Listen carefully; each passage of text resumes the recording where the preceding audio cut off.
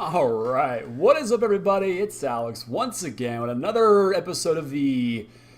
It's a solo night, so does that make this a desperate raving or a regular episode of the EOT News Flash? In any case, I am here. Solo assignment, life being what it is, prevents Sean and Steven from joining us tonight, but that's all right. I'm here to report on things that I kind of alluded to yesterday. If you caught the frankly epic stream, aside from some technical difficulties early in the evening where I was only displaying the store screen from Magic Arena, and some pretty devastating losses. The deck we had was pretty insane, so go and check that out. I hope you'll be a captive audience for that video if you catch my meaning there. But definitely want to talk about a couple of things tonight that have been sort of swirling around the Magic social media sphere, if you will, for the past couple of weeks here. One of which was heavily alluded to on Monday, actually. This one propped up, actually, and that's sort of like what Modern is going through right now. And now, obviously, we just had the banning of KCI earlier this month, which is a godsend, I think, to a lot of people.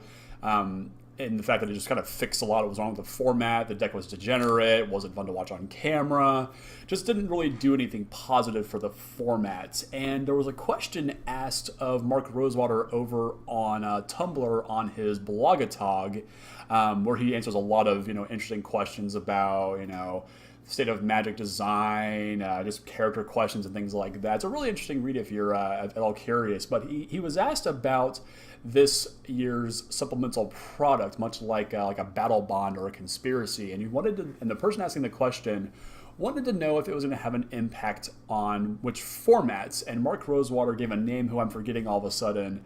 I believe it was an internal R&D individual, said that it was going to impact Modern. And that's interesting because I love Modern, but what does that mean? And so this lets us have a little bit of room for baseless speculation, because baseless speculation is my specialty around here. And a couple of things sort of swirling around sort of what that actually meant, because there was also a video that got posted by Wizards back in January, I'm not mistaken, of this year, that talked about how Modern players should pay attention towards the end of February. Something is going to happen. And there's been all kinds of theories about what that actually is. And the two kind of mesh together, I think, here. Some people believe it's going to be this postmodern format that's basically going to replace Modern as we know it and start somewhere around like Magic M15, kind of like a frontier kind of thing. But I hope that isn't the case. I hope they don't completely upend Modern and really make a brand new format. I don't think that's what they want to do, because Modern is definitely a hallmark of Magic right now. It's Wizards' biggest draw in terms of tournaments. Are the SCG Opens that showcase the Modern format consistently pull more players than Standard ever did. And I think that's a testament to just how popular it is. We got a Modern Pro Tour or Mythic Championship, which might not be a thing anymore. I really need to look into all of that and see just what that whole change is meaning for Modern on the competitive paper scene. And so there's a lot of questions right now. So is it that new format that we're going to see here at the end of this month? I hope it isn't, or just changes to Modern in general. And this product that Mark Rosewater hinted to, the supplemental product, like I mentioned, it's going to be this year's Battle Bond, this year's Conspiracy set, something that's outside the normal of regular Magic. Is going to have an impact on Modern. And something that a lot of people sort of immediately went to was, what if it introduces cards that don't have to go through Standard? What if they, like the Commander products and the other supplementary products every year do, the cards that are legal in those formats exclusively, outside of their sealed formats, can only go straight into Commander, Legacy, and Vintage. And we've seen some cards like that kind of break out and become staples in those formats. True Name Nemesis comes to mind, Containment Priest as well. Cards that just don't have the play in Standard because they're just too powerful, frankly. And there's been a lot of questions, could they do that into Modern? And I think that maybe if they I don't think they could retroactively say cards from Commanders, sets past up to now, and then adding this new supplementary product is going to be legal in Modern. I think that kind of does too many, crazy things. Just think of, True Name Nemesis in Modern, and I don't think we want to see that. That's a recipe for disaster there, I think. So I think if they decide to do that, they might have already, tested some cards. Maybe there are some cards that I'm not thinking of that have seen printing in other supplementary products that are going to go into Modern directly. I think could be very well what they're going to do here, because it sounds like they're wanting to shake things up a little bit, and they finally, I think, stabilized Modern to the point where the banning of KCI is a good first step. Obviously, I think there's a couple more things to make Modern truly corrected. But let's not worry about bannings and unbannings right now. Just, what the future could hold here. We're not getting Modern Masters sets anymore. Ultimate Masters was that set's that product's swan song, which is a bummer because I love those Modern Masters sets. They're some of my most favorite draft formats. I've had the most fun playing in PTQ or PPTQs with those formats, and to see them going away is kind of a bummer. It's a product that I never really thought had that much longevity, and it really was. My point was proven pretty concisely with these last few releases of Modern sets, going to more thematic masters and then just saying, it's not sustainable at all whatsoever. So the product this year, I think, will definitely dictate sort of the future of the format. And I am curious to see what that is going to look like, whether it is, major tweaks to the format, a whole new format, which I hope isn't the case, like I mentioned, or printing cards, in this new supplementary product and these new supplementary products going forward every year that do go straight into Modern. I think that's going to be a really exciting thing to see. So definitely, if you're a fan of Modern like me, keep your eyes and ears open towards the end of February this year, and let's see what happens and hold our breaths that nothing too wrong is leveled upon our favorite format here. But super exciting stuff here. Less exciting, though, is the next point I want to talk about. And I want to talk a little bit about Nexus of Fates.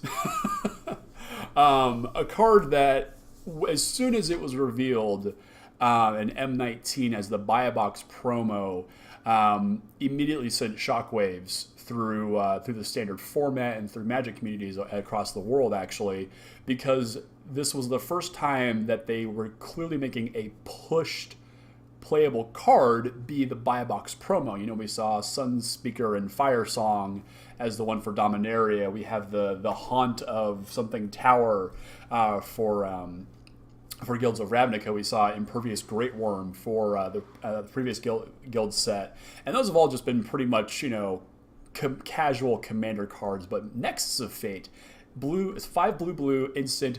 Take an extra turn after this one and shuffle back in your library, was a obviously pushed Magic card, and it spiked in price. It really kind of made people really wary about what was going to happen in the format with its existence. There were only foil copies that existed, so if you show up to a competitive tournament like an SCG Open or a Grand Prix with Nexus of Fate in your deck, more than likely the judges are going to say, we need to take these copies out of your deck, replace them with proxies, typically a basic land with the words Nexus of Fate written on it, or a paper printout put in the sleeve along with like a basic land, and have that be in your deck. But obviously you had to have them in your sideboard to prove you had the 4 copies of Nexus of Fate or how many you were playing.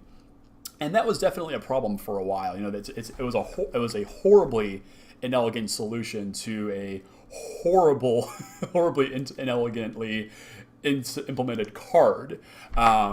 Fortunately, nothing really broke at that point. It kind of fell off the radar after a couple of weeks. There were plenty of Nexus decks that were being played, but it wasn't to the extent where it was destroying the format.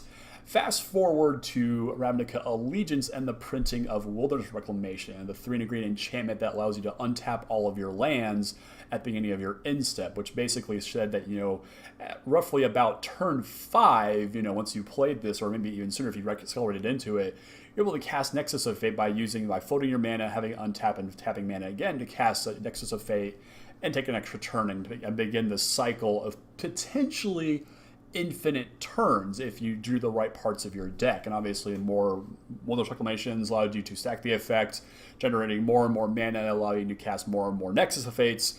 You kind of see where I'm going here. And so there's been a lot of question about, is a card like this good for the health of Magic, Standard specifically. Even Mark Rosewater, going back to his Blogatog entries, said that he firmly believes that Nexus of Fate should have read Exiles itself.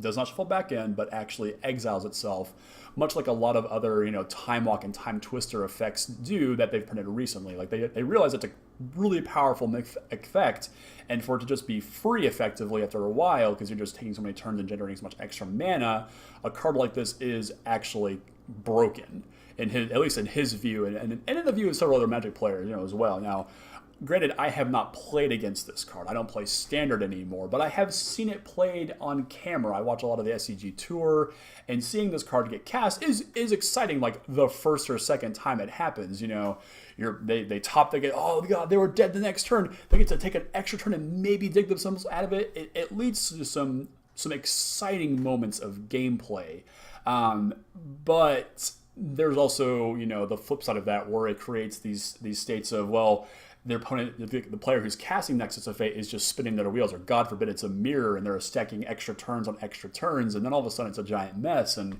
in some cases, especially for coverage sake, not that Wizards is all that concerned with that anymore, because there really is no coverage outside of SCG Opens, which is setting the benchmark for the gold standard for coverage. We're seeing the effects of this. We're seeing players just cast Nexus of Fate, untap, play a land, draw a card, activate, search for Iskanta, cast another Nexus of Fate, and just loop this sequence where they're not really impacting the board, but they are progressing the game states, kind of, in an attempt to find depose, deploy, or find expansion, explosion to finally kill their opponent in one giant turn, or in the case of casting dispose, deploy, and attacking with the Thopters, 14 times before their opponent's dead.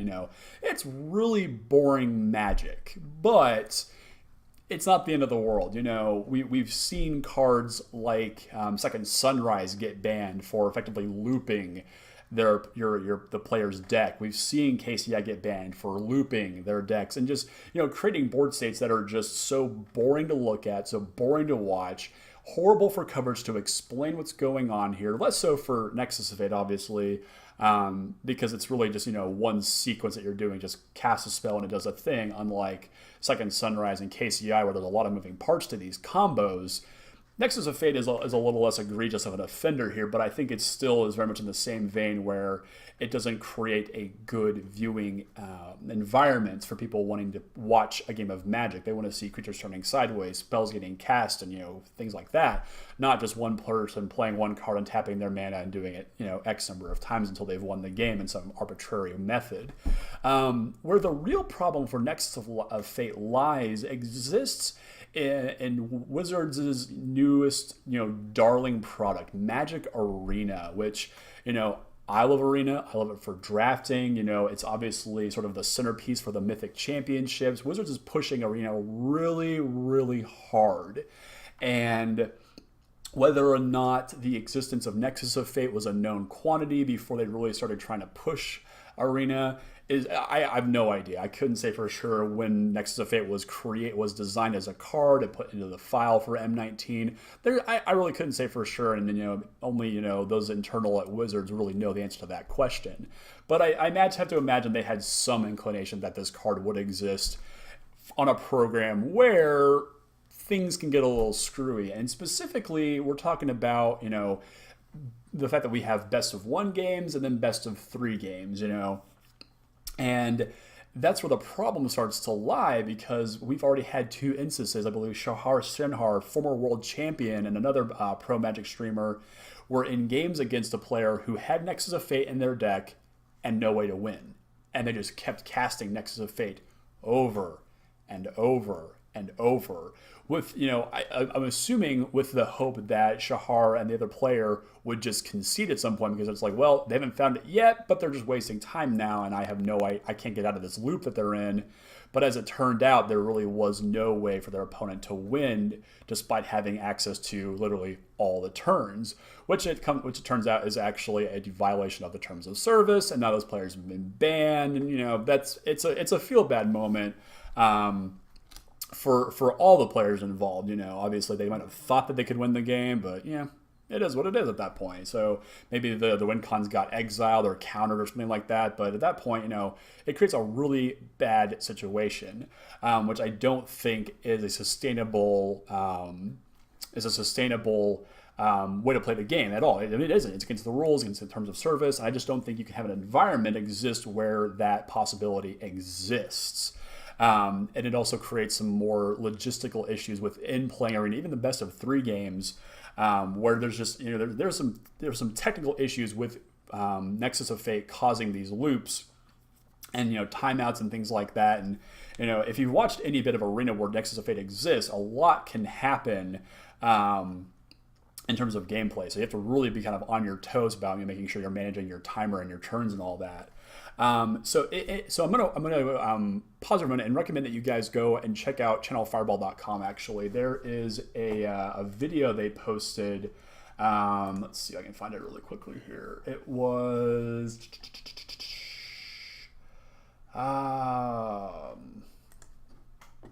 thought they had it up on the main page. Let's see here. Yeah, so February 10th, Louis Scott Vargas and Matt Nass posted a video where they talked about Nexus of Fate and if it should be banned in Magic Arena, just Arena. And they talked a little bit, and they tossed back and forth some counterpoints, specifically relating back to the issue of the Shahar games where their opponent cast it and couldn't actually win the game. And that was sort of the basis for, should you ban it in Magic Arena? And that creates some really awkward conversations there, because some of their points were, what if we only ban it in best of 1 games? Well, can you do that? Does that actually make sense? All of a sudden you're like, okay, I'm going to play a best of 3 game, play a couple of games of that with my Nexus deck. I'm like, oh, I've only got time for 1 more game. I'm going to jump to best of 1 matches with my Nexus deck. And all of a sudden I can't, because Nexus is banned in best of 1 games. And that creates a really awkward situation. And then that bleeds over into paper Magic, where let's say that you're an Arena only player and you only know to play best of 1 games, and so you don't know Nexus of Fate is actually legal in paper Magic and best of 3 matches. So there's this weird confusion about what the heck's actually legal, and having multiple ban lists just makes absolutely no damn sense in any capacity. I can think back to when they introduced Frontier, not Frontier, but a Brawl that was going to use the standard ban list, and all of a sudden, I'm blanking on the card now, the 3-drop that generates energy and draws you a card. Shoot, I can't think of that card's name now. But yeah, to say that was banned in Standard and also in Brawl, which wasn't even remotely accurate. I'm trying to think of the name of the stupid card now. It's killing me. As I frantically go to Google to find this stupid card. As soon as I see it, I know I'm gonna kick myself. And it's bothering me now to not know what it is. There it is. Rogue Refiner. It's like a sneeze that you can't get out. That's what that felt like. But yeah, to illustrate my point here, that was banned in Brawl despite not being at all broken in Brawl. So they had to go in and kind of edit the Brawl ban list, which Brawl, woohoo. So yeah, that just kind of illustrates the point, though, to have multiple ban lists for effectively the same format, just different formats of the formats. That's super weird. And so, the video kind of wraps with LSV and Matt and I sort of agreeing that Nexus of Fates should just flat out be banned in Standard. Flat out. Just unequivocally banned. There was some talk about saying, well, maybe it's Wilderness Reclamation that needs to be banned instead. That's a brand new card. It enables Nexus of Fate. If it doesn't solve the problem of Nexus of Fate. There's still a way to abuse the card potentially, even if you take Wilderness Reclamation out of the equation. Nexus of Fate still exists. Don't ban the engine, ban the payoff. We saw that with KCI getting banned. We've seen that with Second Sunrise getting banned. Ban the card that enables the stupidity to happen. Which is kind of counter my point, but you see what I'm saying here. Ban the thing that makes the problem. Don't ban the pieces around it, the thing that sets it all up. Ban the card, ban the core of the deck that makes the deck problematic there, and you've solved things, pretty instantly. So I think that we are, moving towards a point in time where we're going to see Nexus of Fate get banned. There was talk how they're saying, well, it's going to be banned before the Mythic Championship, which I think kicks off in March, if I'm not mistaken. That it will happen before then, just so that the format has time to settle and actually sort of course correct post ban. It really is unfortunate that we're not getting a lot of standard big tournaments without the SCG Open, and obviously we've only had really barely even 2 weeks of actual paper tournaments, paper standard tournaments to get an idea of what the metagame is looking like. And obviously, I'd have to go back. I haven't even looked at a standard list for a Magic Online tournament. I would imagine that there is, pretty much, consistency against from paper and Magic Online for Nexus decks being, some of the top tier decks here. So that's something we have to keep these things in mind here. It's been a short amount of time, but I think given enough time, Wizards will see that the card has become so much of a problem, both in paper and online, that something does need to be done, because again, it doesn't do anything good for the format. There's nothing to be gained from, you turn on your Magic stream, to watch an SCG Open game or a Magic stream, online stream for anything like that, and you just see one player just casting Nexus of Fate over and over and over and over. You see what I'm saying? So this is more of a sort of a think piece here for you guys. Really curious, to get some feedback from you on this one. Obviously, what do you think is coming with the modern changes? Do you want to see cards exclusively enter modern without having to come through standard? Does that give us more opportunity to make more powerful cards? There's been a steep decline of modern playable cards that are coming in through standard, as they have to do. How do you want to see that the format evolve in that sense, or do you think it even is going to be that? Maybe it's something completely different. Share your ideas. I'd love to hear those down in the comments. And also, let's chime in on the Nexus of Fate here discussion here as well. Does it have a place in standard, or does it cause more problems than it actually solves, or does it actually solve anything? Which I think you can pretty much say it doesn't. So that's it for tonight, guys. A bit of a shorter episode. Hopefully we can get Sean and Steven back in the studio next week and have a much deeper discussion about things. I'm still holding off on having that, big in-depth conversation about Arena. I've brainstormed tons of notes, the pros and the cons of it. Obviously there are plenty on both sides of that equation, but definitely want to have a good roundtable discussion. And obviously I'd love to hear some of your guys' thoughts as well. So down in the comments, let's get the conversation rolling, so that way when we finally get that, all Arena episode, we can really dig deep into everything and continue the conversation from there. So definitely look forward to that, guys. Don't forget to, pains me to say, like, share, and subscribe. Sorry. And check out all the other episodes as well. We'll be back next week. Regular schedule for the Thursday night throwdowns. This week's a little bit different just because of some outside of work life obligations, I'll call them. So Thursday night throwdowns, as always, we're going to be drafting more stupid decks. Hopefully going to break my curse of, just not doing well. I swear I'm a better Magic player in paper. I swear I am. And yeah, we'll be back with more Magic next week, guys. So again, thanks for watching. Talk to y'all next week and have a great rest of your week.